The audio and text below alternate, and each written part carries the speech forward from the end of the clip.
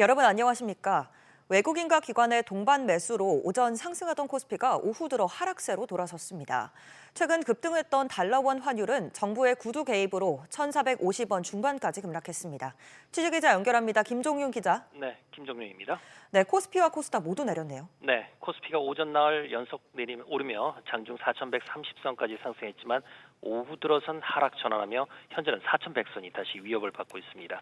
코스닥도 외국인이 매도에 나서면서 910선에서 하향 곡선을 그리고 있습니다. 코스피에서 외국인과 기관은 각각 3,200억 원과 3,100억 원을 순매수하고 있습니다. 하지만 개인은 6,100억 원을 팔아치워 지수를 끌어내렸습니다. SK하이닉스는 1%가량 올라 59만 원을 넘나들고 있고 삼성전자는 11만 원에서 약보합세입니다. 두산은 SK실트론 인수에 청신호가 켜지면서 4% 가까이 강세를 보이고 있습니다. 법원이 미 제철소의 유상증자에 대한 영풍의 가처분을 기각했지만 고려아연은 3%가량 내리고 있습니다. 2천억 원 규모의 단거리 공대공 유도탄 체계 개발 사업을 계약한 LIG 넥스원은 소폭 하락했습니다. 수술기기 기업 리브스메드는 코스닥 상장 첫날 30% 이상 올랐다가 현재는 7%가량 떨어졌습니다. 네, 또 이 달러원 환율은 오늘 큰 폭으로 떨어졌습니다. 네, 1,480원을 넘었던 달러원 환율은 장중 1,450원대 초반으로 급락했습니다. 환율은 오후 2시 57분 기준 어제 종가보다 29원 20전 내린 1,452원 80전에 거래되고 있습니다. 환율은 오전 1.3원 오른 1,484.9원에 개장하며 연고점을 위협했습니다. 이에 외환당국이 고강도 구두 개입하자 어제 장중 1,484원까지 급등했던 환율은 개장 직후 급락했습니다.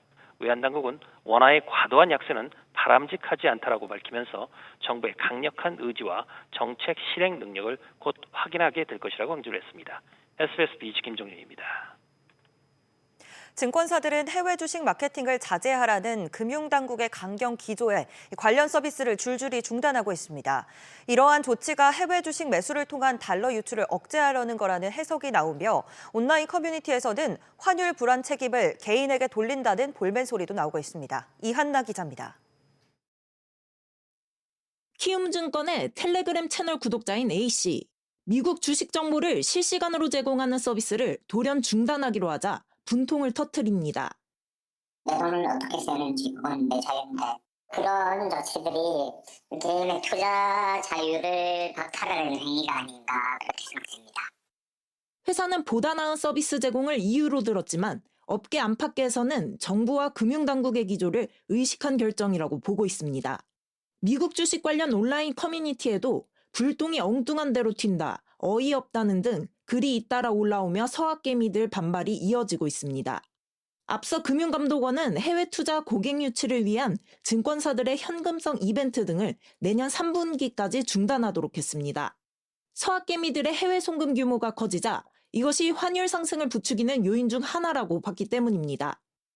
서학개미의 투자 확대가 꼭 환율의 급등의 가장 직접적인 원인으로 보기는 사실 조금 어려운 부분들이 있고요. 달러의 수급 요건뿐만 아니라 환율을 결정하는 요인은 여러 가지가 있는 사항들이고요. 메리츠 증권도 새해부터 미국 주식 수수료 무료 이벤트를 중단합니다. 기존 고객의 수수료 무료 혜택은 내년 말까지 유지되지만 회사 측은 향후 상황에 따라 전면 중단 가능성 역시 열어두고 있는 것으로 전해졌습니다. 기획재정부가 국내 주식시장으로 돌아오는 서학개미에 대해 양도소득세 비과세 등 유인책을 내놨지만 서학개미들의 반발은 한동안 쉽게 가라앉지 않을 것으로 보입니다. SBS 비즈 이한나입니다. 외환당국의 움직임은 실제로 구두 개입만으로 끝나지 않았습니다. 환율 상승의 원인 중 하나로 지목된 해외 주식 투자자, 이른바 서학개미의 복귀를 촉진할 유인책이 연이어 나왔습니다. 특히 투자 자산이 많은 이 서학개미들의 주된 고민 소재인 양도소득세를 줄여주는 내용인데 자세히 들어보겠습니다. 지용배 기자, 네, 얼마나 깎아주는 건가요? 네, 기획재정부가 국내 투자 외화 안정 세제 지원 방안을 발표했는데요. 일단 복귀 시점에 따라 감면율이 달라집니다. 어제 기준 갖고 있던 해외 주식을 팔고 내년 1분기 안에 국내 주식 펀드를 사게 되면 수익 낸 부분이 전액 비과세로 적용됩니다. 2분기 복귀 땐 80%, 하반기 복귀 땐 50%로 세액 감면 혜택이 줄어듭니다. 달러가 최대한 빠르게 국내에 들어오게 하려는 의도인데요. 인당 해외 주식 매도 금액은 5천만 원이 한도고 이때 국내 주식을 얼마나 사야 할지 구체적으로 공개되지는 않았지만 판매 자금을 다 써야 할 걸로 추정됩니다. 또 이렇게 산 투자 상품은 1년간 보유해야 하는데요. 1년의 사고 파는 과정은 새로 만들어지는 국내 시장 복귀 계좌 RIA를 통해 진행해야 세제 혜택을 받을 수 있습니다. 해당 상품은 늦어도 내년 2월경 정도에 출시될 예정입니다. 네, 또 이 환해지를 유도하기 위해 양도세 공제 한도를 높여준다고요. 네, 그간 개인 투자자는 환율 리스크에 비교적 둔감한 편이었는데요. 선물한 상품 매입액의 5%를 소득에서 깎아주는 식입니다. 최대 500만 원 한도로 기존 공제 250만 원까지 합치면 750만 원까지 공제받을 수 있는 셈입니다. 해당 선물한 상품의 경우 증권사 전산 시스템이 마련돼야 해 역시 내년 2월경 출시될 예정입니다. 감면 혜택과 공제 수준 등은 국회 논의를 거쳐 확정됩니다. 또한 기업들이 해외 자회사 달러를 국내로 들여오게끔 수익 배당의 비과세 대상을 95%에서 100%로 높입니다. 정부는 이번 세제 지원에 따라 1,600억 달러 규모의 해외 주식 잔액 상당수가 국내 투자로 바뀌거나 환해지를 통한 달러 국내 공급이 이루어질 것으로 기대했습니다. SBS 비즈 지웅배입니다. 미국 재련소 투자와 맞물린 고려아연의 3자 배정 유상 증자를 둘러싼 영풍과 MBK 측과의 법적 공방에서 법원이 고려아연의 손을 들어줬습니다. 이에 따라 고려아연은 당초 계획대로 미 재련소 투자를 이어갈 수 있게 됐습니다. 조슬기 기자. 네, 조슬기입니다. 네, 법원이 고려아연의 손을 들어줬군요. 그렇습니다. 서울중앙지방법원은 오늘 영풍과 MBK 파트너스 측이 고려아연을 상대로 제기했던 3자 배정 유상증자 금지 가처분 신청을 기각했습니다. 앞서 고려아연은 미국 테네시주 클락스빌에 11조 원 규모의 비철금속 재련소 건설을 위해 미 국방부 등과 크로스업을 조인트 벤처를 설립했습니다. 이 과정에서 우리 돈 2조 8,500억 원 규모의 신주 220여만 주를 발행해 미 정부에 배정하는 3자 배정 유증을 결정했습니다. 유증이 완료되면 미 정부는 고려아연 지분 10.59%를 갖는데 영풍 측은 최윤범 회장이 우호 지분을 확보하려는 의도가 있다며 법원에 곧바로 가처분을 신청했던 겁니다. 하지만 법원은 이를 받아들이지 않았고 고려아연은 계획대로 미국 내 재련소 투자를 진행할 수 있게 됐습니다. 영풍과 MBK 측은 법원의 가처분 기각 결정에 유감을 표한다며 법원의 결정에 아쉬움을 표했습니다. 네, 영풍과의 경영권 분쟁에서도 우위를 점했다고요. 맞습니다. 최윤범 회장 측에 상당히 유리한 결과입니다. 유증이 완료되면 30%대인 최 회장 우호 지분에 합작법인이 갖는 고려아연 지분까지 더할 경우 약 40%에 달합니다. 현재 40% 초반의 지분을 갖고 있는 기존 최대주주인 이 영풍 측과 지분율 격차를 크게 좁힐 수 있습니다. 사업적으로도 이번 법원의 판단은 의미가 큽니다. 미국 국방부와 손잡고 전략광물 공급망을 확보한다는 점에서 경영권 분쟁을 넘어 한미 산업협력의 상징적인 사례가 될 것으로 보입니다. SBS 비즈 조슬기입니다. 소비 심리에 영향을 미칠 만한 소식들 연달아 짚어보겠습니다. 정부가 올해 끝날 예정이었던 유류세와 자동차 개별 소비세 인하 기간을 연장하기로 결정했습니다. 특히 고환율의 영향으로 국제유가 하락세를 전혀 반영하지 못했던 기름값이 추가로 들썩이는 건 맞게 됐는데요. 취재기자 연결해 보겠습니다. 이정민 기자, 네, 유류세 인하가 언제까지 연장되는 겁니까? 네, 기획재정부가 이달 말 종료 예정인 유류세 인하 기간을 내년 2월 28일까지 연장하기로 했습니다. 휘발유는 7%, 경유와 액화 석유가스, 부탄은 10% 가격이 인하되던 조치가 2개월 추가 연장되는 겁니다. 정부는 이번 연장에 대해 유가 변동성과 국민들의 유류비 부담 등을 고려한 것이라고 설명했는데요. 인하 기간 연장을 통해 인하 전 세율과 비교해 리터당 휘발유가 57원, 경유가 58원, LPG 부탄은 20원씩 저렴한 효과가 2달 더 유지될 전망입니다. 유류세 인하는 지난 2021년 11월 시작됐고 이번이 19번째 연장 결정입니다.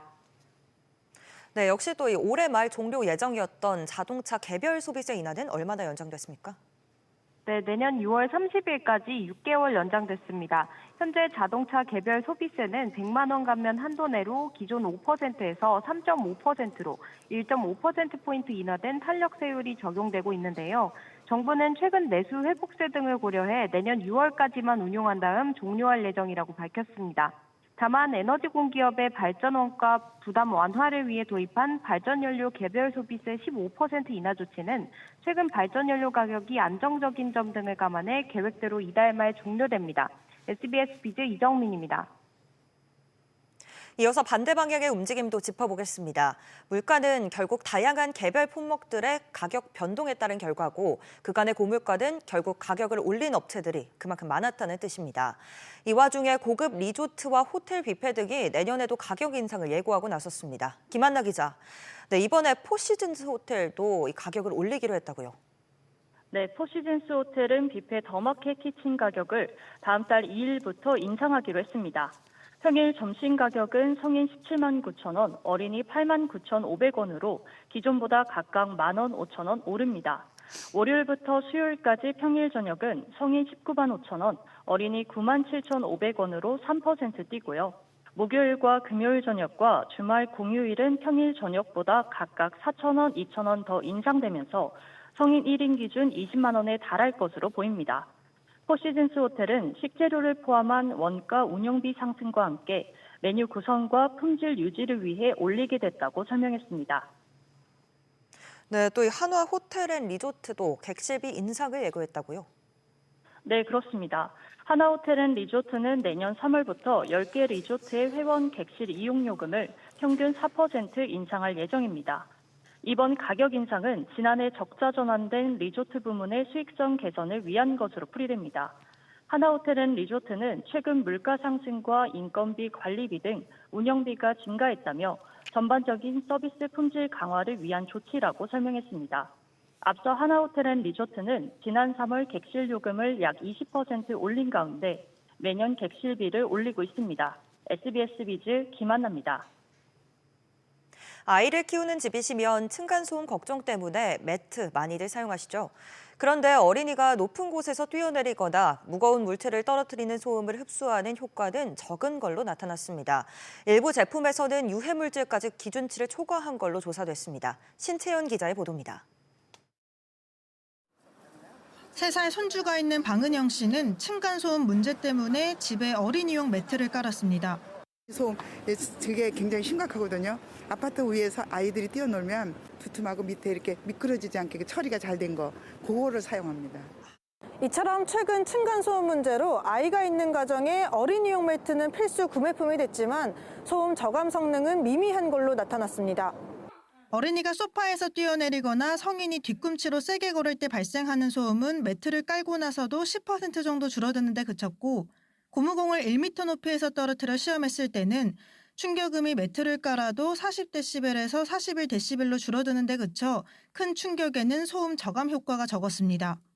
겉감과 안에 들어가는 충전재 재질이 거의 같기 때문에 두께가 같다라고 하면 층간소음 저감 효과는 대동소이하다고 보시면 됩니다.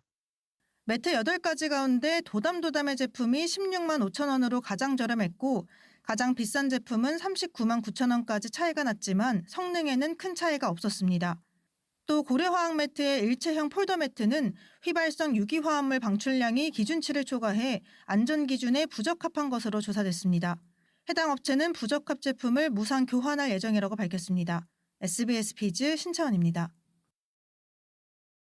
이재명 대통령 대선 공약이었던 서민금융안정기금의 연내 국회 통과가 불가능해졌습니다. 여야 간 강대강 대치가 계속되는 탓인데요. 기금을 설치해 서민금융 재원을 상시 확보하고 금리를 낮추겠다는 구상에도 차질이 불가피해 보입니다. 취재기자 연결합니다. 정보윤 기자. 네, 이 서민금융안정기금 원래는 올해 안에 국회 처리한다고 했지 않습니까?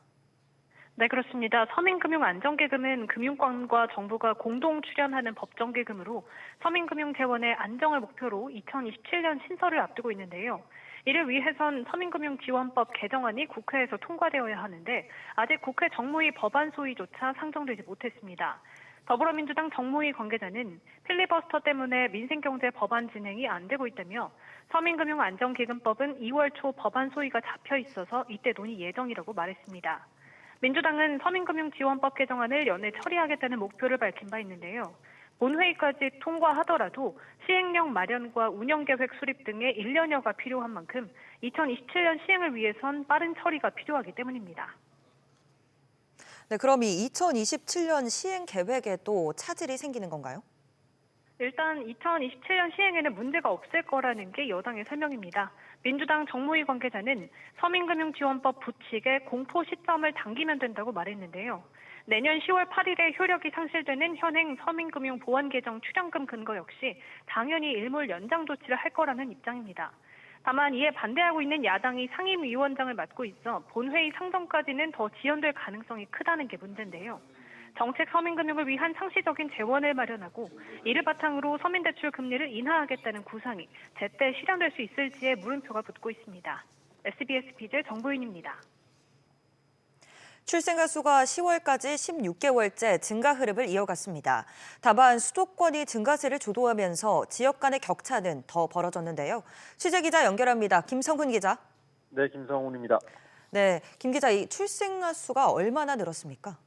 네, 국가데이터처에 따르면 10월 출생아 수는 21,958명으로 1년 전보다 532명, 2.5% 늘었습니다. 16개월 연속 증가세입니다. 또 10월 기준으로는 2020년 이후 5년 만에 가장 많았습니다. 올 들어 10월까지 누적 출생아 수는 21만 2,998명으로 지난해 같은 기간보다 6.5% 증가했습니다. 데이터처는 혼인 증가 흐름이 19개월째 이어지고 있고 출산에 대한 긍정적인 인식 변화 등이 출생아 수 증가에 영향을 주고 있다고 설명했습니다. 이 같은 흐름 속에 올해 연간 출생아 수도 지난해 23만 8천여 명을 무난히 돌파해서 2년 연속 플러스가 될 것으로 전망됩니다. 여성 1명이 가임 기간 낳을 것으로 예상되는 평균 출생아 수를 나타내는 합계 출산율도 0.81명으로 1년 전보다 0.02명 늘었습니다. 네, 그런데 이 출생아 수도 이 지역별 편차가 크네요. 네, 그렇습니다. 올 들어 10월까지 전년 대비 출생아 수 증가율을 보면 인천이 9.4%로 가장 높았고요. 서울은 8.5%, 경기는 7.1%로 전체 증가율 6.5%보다 가팔랐습니다. 비수도권에선 충북과 부산, 대구를 제외하고는 출생아 수 증가율이 전국 평균 수준을 밑돌았는데요. 젊은 층 인구 규모와 출산 지원책 등이 출생아 수의 지역 간 편차를 만든 것으로 보입니다. 수도권 출생아 수는 11만 5,952명으로 전체의 약 55% 비중을 차지했습니다. SBS 비즈 김상훈입니다. 정보 유출 기업은 고객의 신뢰에 큰 타격을 받고 그 타격은 경쟁자들에게는 기회가 됩니다. 쿠팡 정보 유출 이후 경쟁 이커머스 업체들을 중심으로 이뤄지던 마케팅 강화 움직임에 택배 업체까지 참전하는 모습인데요. CJ 대한통운이 올해 초 도입한 주 7일 배송의 권역을 늘리는 걸로 취재 결과 확인됐습니다. 정대한 기자, 이 배송 권역이 어떻게 확대되는 겁니까? 네, CJ 대한통운은 주말과 공휴일에도 배송받을 수 있는 메일 오네 서비스의 대상 지역을 더 늘리기로 했습니다. 지난 7월까지는 40개 시군 134개 읍면에 가능했는데 오는 28일부터는 대구 달성군, 경기 남양주 오남읍 등 전국 56개 시군구 155개 읍면 지역으로 확대할 예정입니다. CJ 대한통운은 행정구역상 같은 읍면이었더라도 배송 커버리지가 좀 더 촘촘해진다며 앞으로도 메일 오네 배송 권역을 확대할 예정이라고 설명했습니다. 이번 쿠팡 사태로 CJ 대한통운의 반사이익 전망이 나왔죠. 네, 이른바 탈쿠팡 고객을 잡기 위해 이커머스 업체들이 물류를 강화하고 있습니다. CJ 대한통운은 쿠팡과 경쟁 관계에 있는 네이버와 스타컴, G마켓 등 다른 이커머스와의 협업을 진행하고 있습니다. 탈쿠팡 러시가 현실화되면 CJ 대한통운의 물동량도 늘어날 것으로 전망됩니다. 이커머스들의 반쿠팡 전선도 강화되고 있는 모습입니다. 우선 네이버의 경우 컬리와 협업해 컬리 N마트를 출시했고요.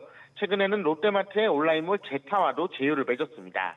네이버는 쇼핑 적립이나 디지털 콘텐츠 제휴 혜택을 받을 수 있는 멤버십도 기존 4,900원을 유지하고 쿠팡 고객을 흡수하는 데 집중한다는 전략입니다. SBS 비즈 정대한입니다. 산업통상부가 제조업의 AI 전환을 가속화하기 위해 내년 7천억 원의 예산을 투입합니다.